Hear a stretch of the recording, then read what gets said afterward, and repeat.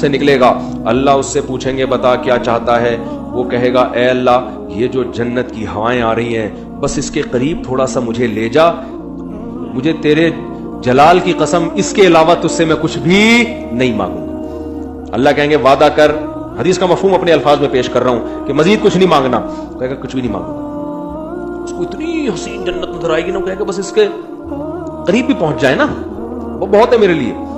جب قریب جائے گا تو اور جنت کی خوشبوئیں اور ہوائیں آنا شروع, تھوڑی دیر میں برداشت سے باہر ہو جائے گا معاملہ. پھر وہ اللہ سے کہے گا اے اللہ یہ جو دروازہ ہے نا جنت کا بس یہاں تک پہنچا دے. اللہ کہے گا تو نے مجھ سے وعدہ کیا تھا مزید کچھ نہیں مانگوں گا, کہے گا اللہ میں نے وعدہ تو کیا تھا بس یہ میرا سچی مچی کا وعدہ ہے, یہاں تک پہنچا دے, اس کے بعد میں تجھ سے کچھ بھی نہیں. غالباً حدیث میں آتا ہے ایک درخت اللہ جنت کا لگائیں گے باہر, درخت ہوگا جنت کا, کہے اس درخت میں پہنچا دے, اتنا حسین خوبصورت درخت ہوگا وہ. حدیث میں آتا ہے اللہ یہ بات جانتے ہوں گے کہ یہ معذور ہے, حالانکہ اللہ سے معاہدہ کر کے توڑنا کتنا بڑا جرم ہے نا, لیکن اللہ کو پتا ہوگا میں نے اتنا حسین درخت جنت کے قریب لگایا ہے کہ یہ شخص کوئی بھی ہوتا نا, کتنا نیک سے نیک آدمی ہوتا جس نے زندگی میں کبھی معاہدہ نہیں توڑا, آج وہ بھی معاہدہ توڑ دیتا. اس میں اٹریکشن اتنی ہے. تو ایک درخت جب وہ وہاں پہنچے گا اب جنت کے بالکل قریب ہو گیا, اب وہاں سے جنت کی ہوائیں آ رہی ہیں, مشک و عنبر کی ہوائیں آ رہی ہیں. وہ کہے گا تھوڑی دیر تو برداشت کرے گا, اس کے بعد کہے گا اے اللہ بس تو مجھے اس کے دروازے تک پہنچا دے, میرا پکا اور سچا وعدہ, اس کے بعد میں تجھ سے کچھ بھی نہیں مانگوں. اللہ کہیں گے تو نے تو وعدہ کیا تھا مجھ سے, وہ کہے گا مجھے اچھی طرح یاد ہے میں نے وعدہ کیا تھا, وعدہ خلافی کرنا بہت بڑا گناہ ہے اور اللہ سے وعدہ کر کے جھوٹ بولنا تو بہت بڑا گناہ ہے, بس ایک دفعہ ہے بھائی اس کے بعد کبھی نہیں مانگوں گا. حدیث میں آتا ہے اللہ جانتے ہوں گے کہ یہ معذور ہے, کوئی بھی اس کی جگہ ہوتا تو جنت میں اٹریکشن اتنی ہے, دروازے پہ پہنچ جائے گا, اب تو اور قریب ہو گیا نا. تو وہ کہے گا اے اللہ اندر داخل کر دے, پکا وعدہ, اس کے بعد میں تجھ سے کچھ بھی بولو نہیں مانگوں گا. اللہ کہے گا تو نے وعدہ کیا تھا, کہے گا وعدہ کیا تھا, اب میں بالکل سچی مچی کا وعدہ کر رہا ہوں, بالکل پکا ٹھکا وعدہ کر رہا ہوں, اس کے بعد کچھ نہیں مانگوں گا.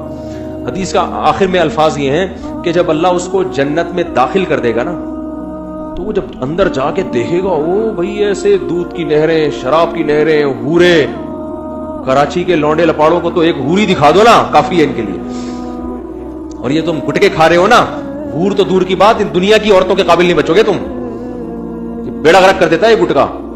ہمارے ایک دوست بہت سگریٹ پیتے تھے, شادی نہیں کرتے تھے, میں نے کہا یار اب شادی کیوں نہیں کریں گے نا, دھواں نکلے گا اور کچھ بھی نہیں بچا میرے اندر.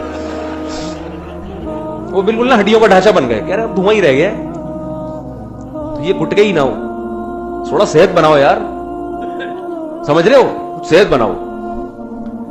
تو اس گٹکے کے ساتھ ہور ملے گی بھی کیسے تمہیں, ہور خود کو انکار کر دے گی اللہ اس کے نیک عمل کی وجہ سے میں اس کو مل رہی ہوں, میں نے کون سا گناہ کیا تھا تو مجھے اس کے حوالے کر رہا ہے, کیا خیال ہے. تو پہلے گٹکے والوں کو تیزاب سے کلیہ کروائی جائیں گی, اور تیزاب جنت میں نہیں ہوگا, تیزاب کے لیے جہنم میں نہ جانا پڑے کہیں خدا نخواستہ.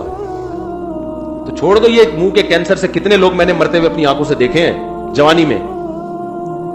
تو خیر, تو حدیث میں آتا ہے جب وہ جنت کے اندر جائے گا نا, اتنی حسین جنت, اتنی خوبصورت جنت کہ وہ اللہ سے کہے گا کہ اللہ تو اللہ ہو کے میرے ساتھ مذاق کر رہا ہے, یعنی اس کو تصور ہی نہیں ہوگا نا کہ اللہ مجھے اتنی خوبصورت جنت میں داخل کر سکتا ہے, یہ تو ممکن ہی نہیں ہے کہ یار اتنے میں کہاں اور یہ اتنی خوبصورت جنت عیش و عشرت والی کہاں. عبداللہ بن مسعود رضی اللہ تعالی عنہ, انہوں نے جب یہ حدیث سنائی تو یہ حدیث سنا کے مسکرانے لگے. صحابہ کیسے نبی سے محبت کرتے تھے یار, یعنی نبی صلی اللہ علیہ وسلم نے حدیثیں سناتے وقت جو انداز تھا نا, صحابہ کوشش کرتے تھے پیغمبر کا قول سناتے ہوئے ہمارا انداز بھی وہی ہو جائے. عبداللہ بن مسعود یہ حدیث سنا کر مسکرائے اور اپنے شاگردوں سے پوچھا, پوچھتے نہیں ہو کہ میں مسکرا کیوں رہا ہوں. شاگردوں نے کہا بتائیے آپ کیوں مسکرا رہے ہیں. انہوں نے کہا کہ نبی صلی اللہ علیہ وسلم نے جب یہ بات ہمیں سنائی نا کہ وہ شخص اللہ سے کہے گا اے اللہ تو اللہ ہو کے مجھ سے مذاق کر رہا ہے بھائی, تو جب یہ بات نبی نے سنائی تھی تو نبی بھی مسکرائے تھے, اور مسکرانے کے بعد نبی نے ہم سے پوچھا تھا کہ پوچھتے نہیں ہو میں مسکراتا کیوں؟ ہم نے پوچھا تھا کہ یا رسول اللہ آپ بتائیے کہ آپ کیوں مسکرا رہے ہیں؟ تو نبی صلی اللہ علیہ وسلم نے فرمایا کہ جب بندہ اللہ سے یہ کہے گا نا اللہ تو اللہ ہو کے میرے سے مذاق کر رہا ہے، تو اللہ بھی بندے کی یہ بات سن کے مسکرائے گا. سمجھ رہے ہو؟ اللہ اس پہ گستاخی کا فتویٰ نہیں لگائے گا. گستاخ، اللہ کو پتہ ہے اس کی اندر کی حالت کیا ہے، اندر کی حالت کیا ہے.